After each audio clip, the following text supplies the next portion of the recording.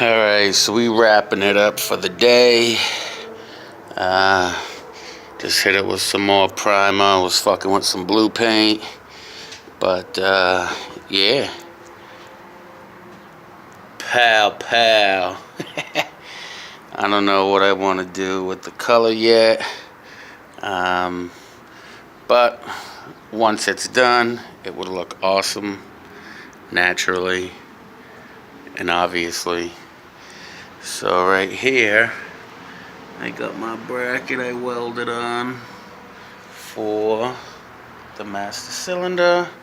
I think we went over that already though.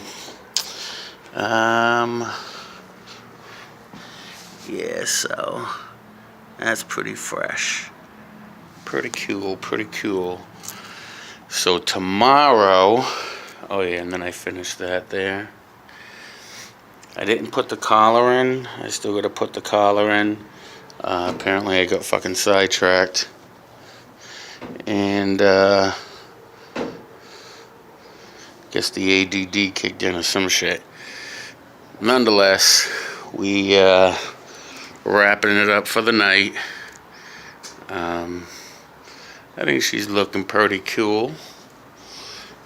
The Sparks mobile up in here.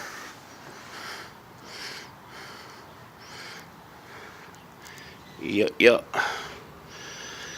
So have to get some more primer tomorrow. Prime it down really good, because I'm noticing the white paint is doing this shit. Dry as fuck, but it's doing this dumb fucking pitted shit, which is pissing me off. All over here. Yet when I hit it with the blue, I don't get any of that.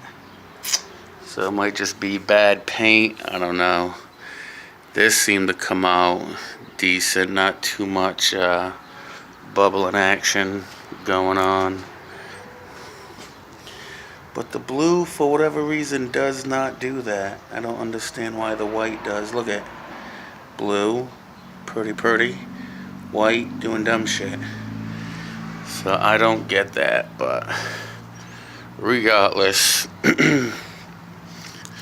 But of course, blue and white is always fresh. Not for nothing. So,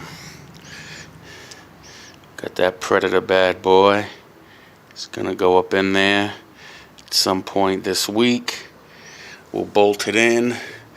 And once it's bolted in is how I'll run my break-in process. This way, anything that rattles, I can go over and either re-weld it or tighten it down somehow.